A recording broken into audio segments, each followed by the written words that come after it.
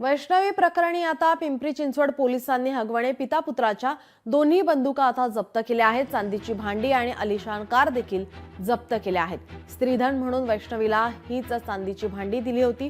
5 ताटे, 5 तांबे, 4 वाट्या, 1 करंडा आणि अधिक महिन्यात दिलेले चांदीचे ताट जप्त करण्यात आले आहे।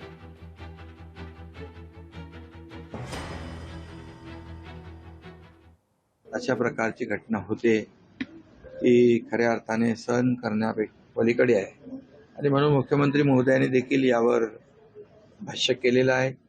यामध्ये जे कोणी दोषी असतील ते कोणी असले तरी सुद्धा कोणी सुटणार नाही, कठोर कारवाई होईल।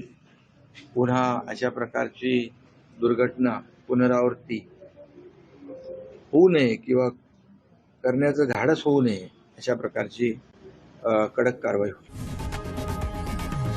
लोकशाही मराठी ऐका, पहा, जागरूक रहा।